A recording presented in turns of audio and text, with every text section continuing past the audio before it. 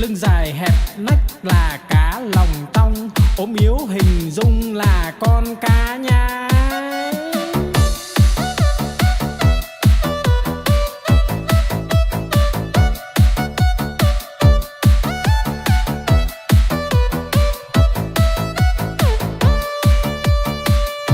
No lòng phĩ dạ là con cá cơm, không ướp mà thơm là con cá ngát. Miệng bay thoăn thoắt là con cá chim, hụt cẳng chết chìm là con cá đuối. Nhiều năm nhiều tuổi là cá bạc đầu, đủ chữ đủ câu là con cá đối.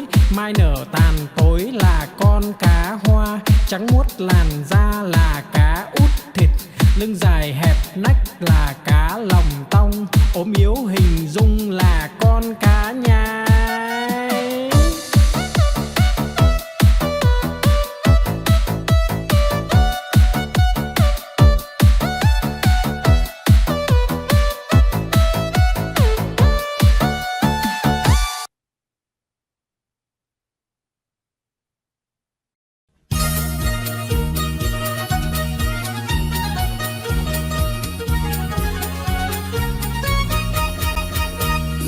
Đi chân bò cầm cây roi thật to, bò không đi lấy cây roi ra chọc đít bò, bò đứng dậy đi ngay.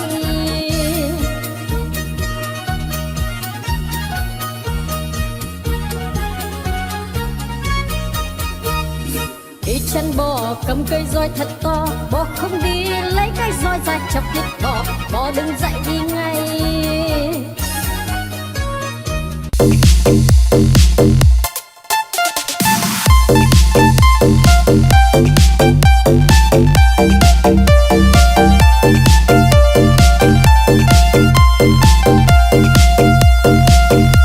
Đi cầu đi quán, đi bán lợn con, đi mua cái xong đem về đun nấu, mua quả dưa hấu về biếu ông bà.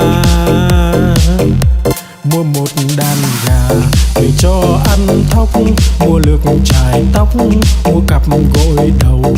Đi mau về mau kẻo trời sắp tối.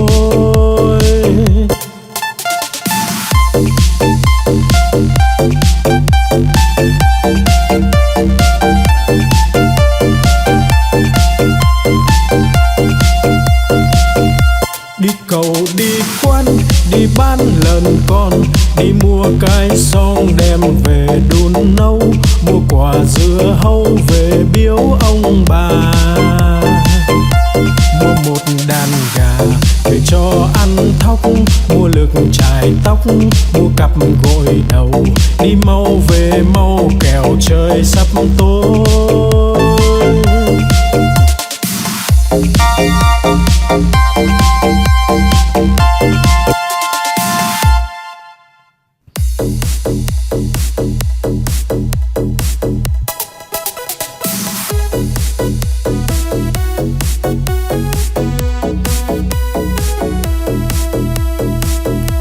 Bướm bay bướm lượn, bướm đậu nhành hoa, khoe đôi cánh đẹp rực rỡ muôn màu. Bướm bay bướm lượn, bướm đón mùa xuân, vàng xanh đỏ tím. Bướm bay dợp trời,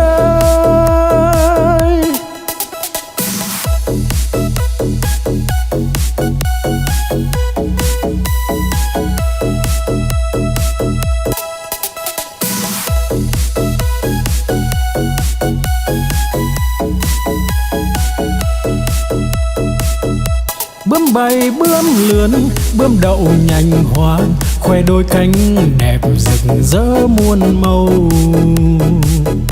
Bướm bay bướm lượn, bướm đón mùa xuân, vàng xanh đỏ tím. Bướm bay dợp trời.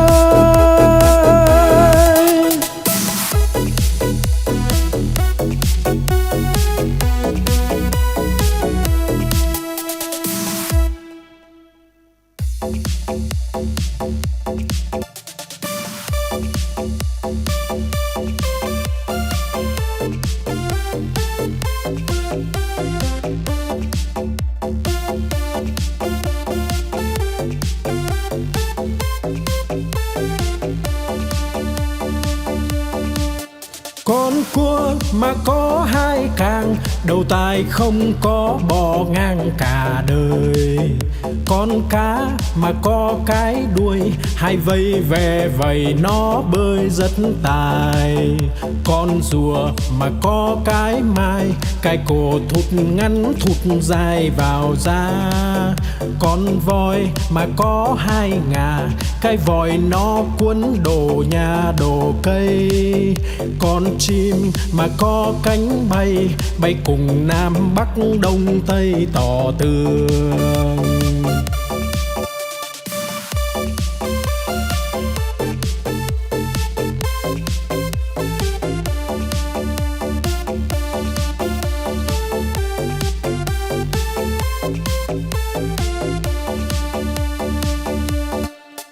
Con cua mà có hai càng, đầu tai không có bò ngang cả đời. Con cá mà có cái đuôi, hai vây về vầy nó bơi rất tài. Con rùa mà có cái mai, cái cổ thụt ngắn thụt dài vào da.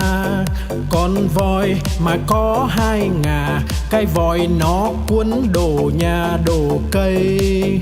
Con chim mà có cánh bay, bay cùng Nam Bắc Đông Tây tỏ tường.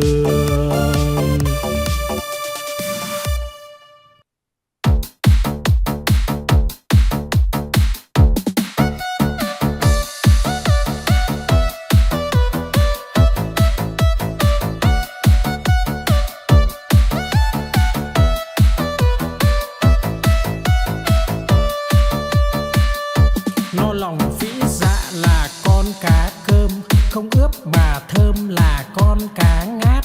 Liệng bay thoăn thoắt là con cá chim, hột cẳng chết chìm là con cá đuối. Nhiều năm nhiều tuổi là cá bạc đầu, đủ chữ đủ câu là con cá đối.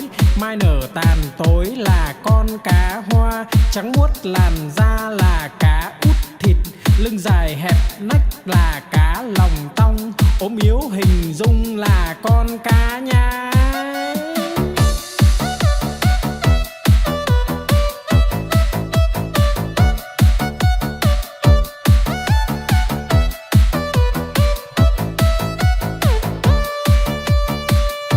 No lòng phĩ dạ là con cá cơm, không ướp mà thơm là con cá ngát. Liệng bay thoăn thoắt là con cá chim, hột cẳng chết chìm là con cá đuối. Nhiều năm nhiều tuổi là cá bạc đầu, đủ chữ đủ câu là con cá đối. Mai nở tàn tối là con cá hoa, trắng muốt làn da là cá út thịt. Lưng dài hẹp nách là cá lòng tong, ốm yếu hình dung là con cá nhái.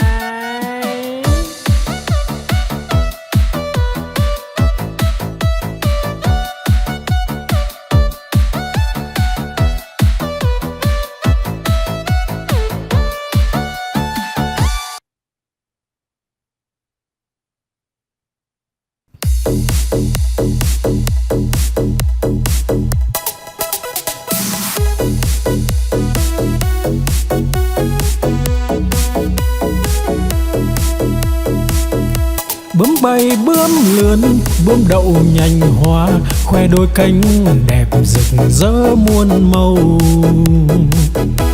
Bướm bay bướm lượn, bướm đón mùa xuân, vàng xanh đỏ tím. Bướm bay dợp trời,